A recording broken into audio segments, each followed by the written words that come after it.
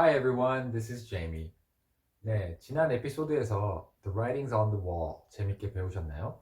오늘은 더욱더 재미있는, 제 생각에는 수거 또는 관용어를 갖고 왔습니다. 그래서 오늘 배우게 될 관용어는 바로 Blue Blood입니다. 굉장히 쉬운 단어들로 이루어져 있죠. 그래서 blue, 청색, blood, 피, 파란색 피, 뭐 그래서 어쩌라고 이렇게 할 수도 있는데 저는 이 단어들을 보고 처음에 굉장히 놀랐어요. 왜냐면 문장 속에서 봤는데 도저히 이해가 안 되더라고요. 무슨 뜻인지를. 청색 피라고 해석을 해서는 도저히 그 문장을 해석할 수가 없었어요. 그래서 처음에 굉장히 놀랐는데 이 단어의 뜻을 알고 나니까 굉장히 재밌었거든요. 그래서 여러분들도 같이 저와 함께 재미있는 시간이 됐으면 좋겠습니다. 그래서 이 단어가 무슨 뜻인지, 이 수거, 관용어가 무슨 뜻인지를 오늘은 바로 처음부터 알려드릴게요. 그 다음에 왜 그런 뜻을 가지게 됐는지를 앞으로 살펴보겠는데요. 그래서 이 단어의 뜻은, blue blood의 뜻은 바로 그냥 귀족이란 뜻입니다. 귀족 또는 귀족의 혈통을 가지고 있는 사람을 지칭해서 blue blood라고 합니다.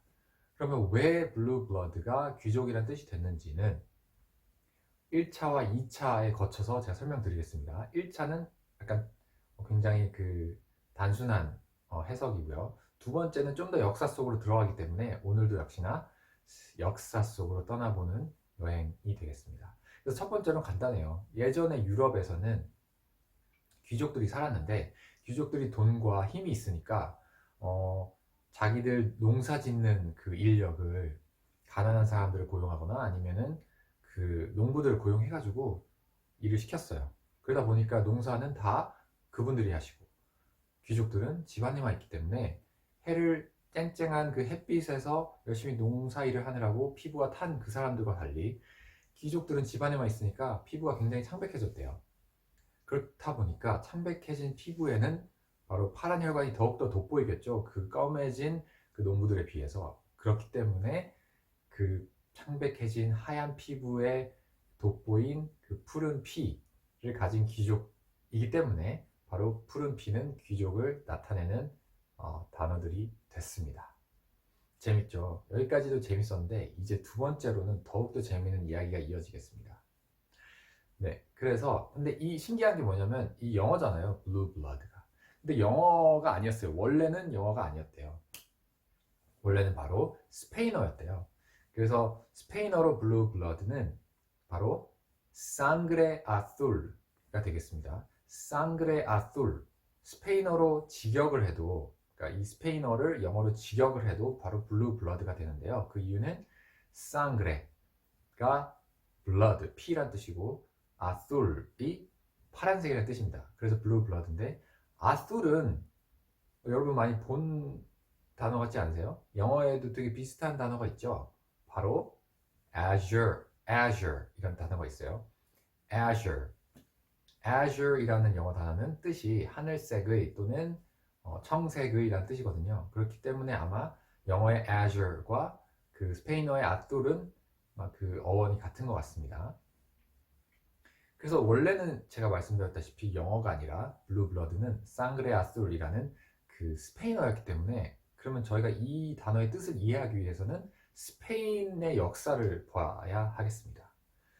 그래서 재밌는 시간이 되겠죠. 그래서 일단 이거를 이해하기 위해서는 세 가지 엔티티들을 살펴봐야 되는데요. 첫 번째 엔티티는 바로 스페인에 원래 살고 있던 사람들인 The Catholic Rulers가 되겠습니다.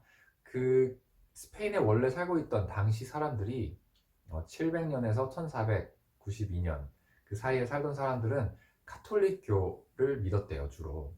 그러다 보니까 그리고 그 당시에 스페인은 그 여러 왕국들이 모여 있었던 그런 시대였대요. 그러다 보니까 왕이 있었고 그 왕족들이 있겠죠.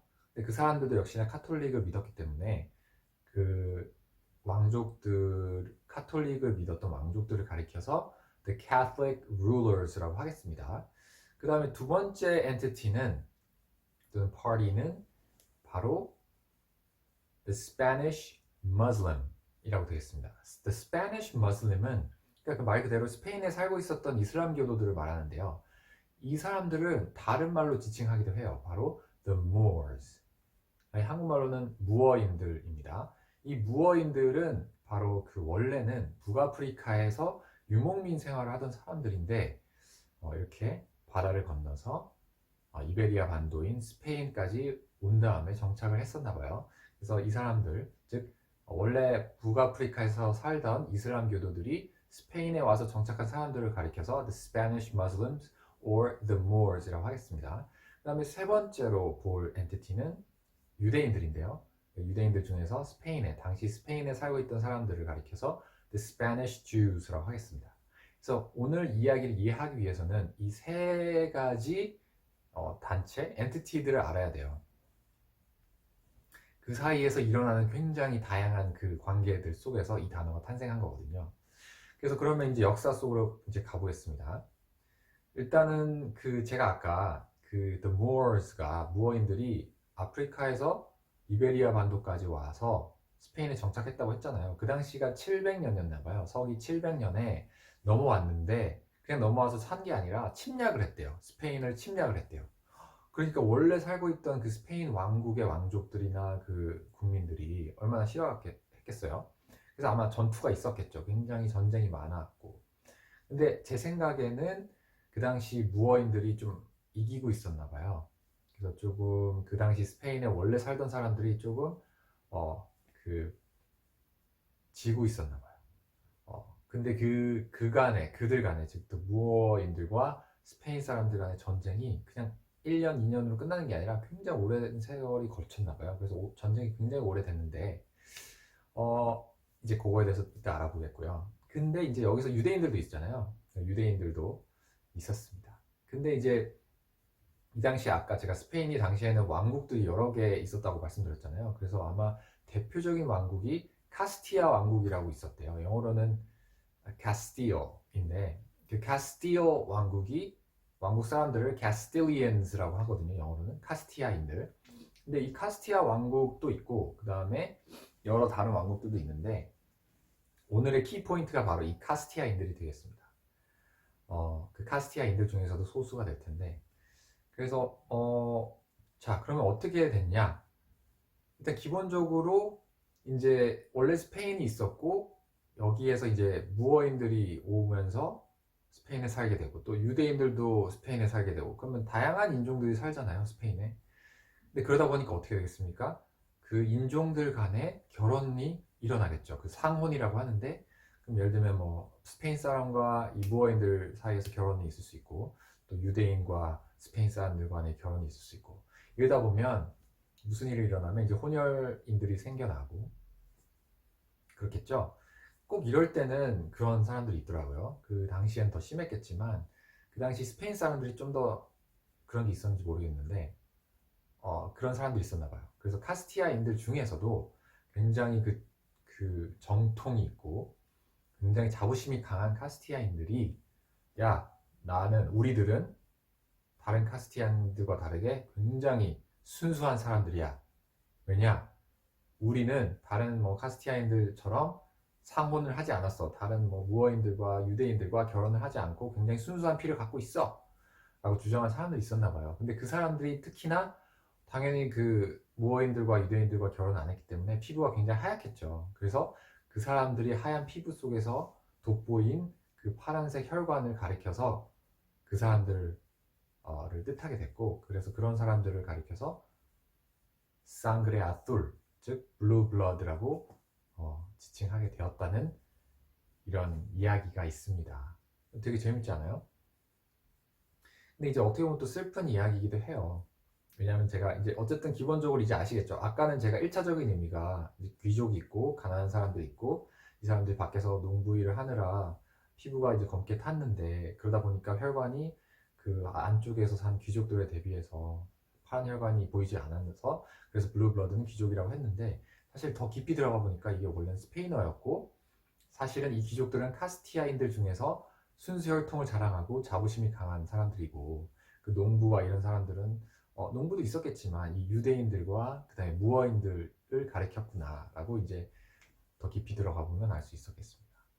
근데 이제 그 뒷이야기를 조금 더 들려드릴게요. 왜냐하면 더 재밌거든요. 이제 그 당시에 그 무어인들이 뭐가 좋았냐면 이 사람들은 굉장히 농사일을 잘했고 그다음에 손재주가 되게 좋아가지고 뭐 이렇게 만드는 것들 있잖아요. 공예품이나 이런 것들 굉장히 잘 만들었다고 하고 그다음에 유대인들 역시나 워낙 유명하잖아요. 상업, 자본 이런 상업적인 수완이 굉장히 좋아서 경제가 활발하게 하는데 역할을 했다고 합니다. 근데 이제 스페인 사람들 입장에서는 자기 나라에 갑자기 무어인들이 오고 유대인들이 오고 또 무어인들이 그냥 온 게 아니라 막 침략을 하고 전쟁이 일어나니까 스페인 사람들 입장에서는 이렇게 쫓아내고 싶잖아요. 그래서 전쟁을 계속 하였고 그래서 오랜 전쟁 끝에 이게 아까 제가 몇 년도라고 말씀드렸죠? 그 700년 서기 700여 년이에요. 정확하게는 710 몇 년일 수도 있는데 한 700년대쯤에 스페인을 침략을 했잖아요. 그 무어인들이 그 이슬람교도 아프리카의 이슬람교도들이 침략을 하고 그때부터 전쟁이 무려 700년간 이어져 왔대요. 얼마나 힘들었겠습니까? 그 사이에서. 그래서 서로 싫어했겠죠, 당연히.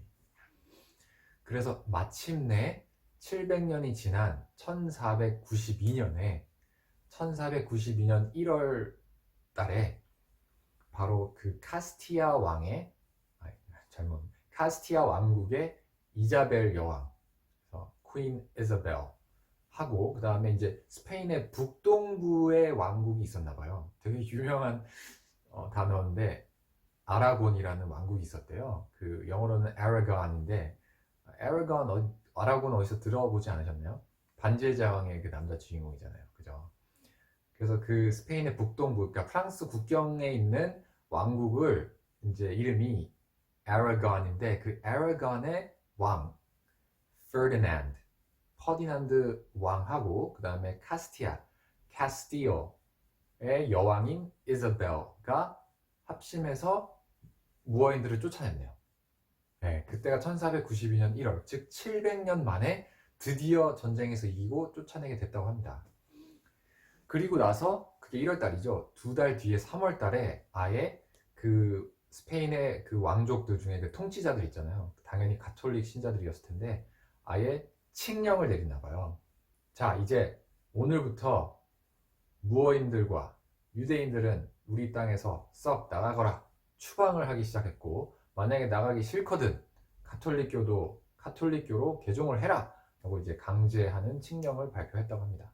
근데 이제 당연히 원래 종교라는 것이 되게 그 사람의 그 인생에 깊이 박힌 거잖아요. 뭐 바꿔라 한다고 쉽게 바뀌어지는 게 아니잖아요. 더군다나 그 옛날은 더 그랬겠죠. 그러다 보니까 그런 칙령이 있고 나서 많은 무어인들과 유대인들이 못 살겠다 스페인에서 해서 이제 점점 밖으로 나갔대요. 그래서 실제로 그 당시에 아까 말씀드렸다시피 무어인들은 무엇을 잘했나요? 무어인들은 무엇을 잘했냐면 그 농사와 그 다음에 그 장인 정신의 공예품 이런 것들 잘했고 그 다음에 유대인들은 상업적인 수완이 좋았잖아요. 그래서 그 칙령이 있고 나서 그 무어인들과 유대인들이 스페인을 떠나면서 한동안 스페인 경제가 굉장히 침체했다는 소문이 있다고 합니다. 그래서 이런 놀라운 이 스페인의 중세 역사로 거슬러 올라가야지만이 바로 우리가 쓰는 이 관용어인 blue blood의 뜻을 알 수 있겠습니다. 물론 몰라도 되겠지만 저희의 제 영상의 그 목적이 바로 English Adventure이잖아요. 그래서 저희가 이제 보는 영어 수거나 이런 단어들이 왜 그런 뜻을 가지게 됐는지 이렇게 알아보기 위해서 그냥 이 짧은 시간에나마 재밌게 중세 역사, 중세 스페인의 역사를 배워보기도 하고 스페인으로 잠깐이나마 여행을 간 그런 좋은 시간이 되었기를 바라면서 다음 시간에는 더 좋은 컨텐츠를 가져오겠습니다. 근데 끝내기 전에 죄송합니다. 마지막으로 한 가지만 말씀드릴게요. 되게 슬픈 사연인데 이 전쟁도 슬프기는 한데 이 인종 간의 다툼, 또 인종 간의 우월주의, 그 다음에 이런 싸움 그 속에서 되게 슬픈 단어들이 있어요. 사실은 아까 말씀드렸다시피 피부가 하얗죠. 피부가 하얗고 그 하얀 피부 속에서 그 파란 혈관이 더 돋보였기 때문에 블루 블러드라는 게 귀족이라는 뜻을 나타내게 됐는데 그 하얀 피부라는 뜻의 영어 단어가 있어요. 이게 저는 좀 슬프더라고요. 왜냐하면 그 단어가 뭐냐면 fair complexion이란 단어예요. 자, fair 하면 공정하다 또는 예쁘다, fair lady 하면 예쁜 여자 이런 말 있죠. 근데 fair 여기서 fair는 하얀색을 의미하거든요. 근데 이제 뒤에 complexion은 피부 또는 얼굴인데 저는 왜 슬프냐면 뭐 틀릴 수도 있어요 제가. 이 fair이라는 단어가 그 피부색 앞에 쓰면 이렇게 하얗다라는 뜻이 되거든요. 형용사로. 근데 뒤에 머리카락이 오면 앞에 fair hair이 오면 fair이 또 하얀색이 아니라 금발이라는 금색이 되거든요. 이게 왜 슬프냐면 저는 추측을 해보건데 fair이라는 단어가 원래 그 공정하다, 그 다음에 예쁘다 이런 뜻이잖아요. 그래서 그 당시 사람들이 생각할 때 혹시나 우리 백인, 금발 백인이 공정하고 우리들만 예쁜 사람들이기 때문에 fair이라는 말을 피부색과 머리카락 앞에 쓰면 그건 꼭 하얀색과 금색이야 라고 한 게 아닌가 싶어서 되게 슬프네요. 틀릴 수도 있지만 만약에 그렇다면 좀 슬픈 이야기인데 그래서 오늘은 여기까지 하겠습니다. 그래서 다음 시간에는 또 다른 관용어를 가지고 와서 그 관용어가 왜 그런 뜻을 가지게 됐는지 또 재미있는 역사 시간으로 떠나볼까 합니다. 그럼 다음까지 Bye everyone.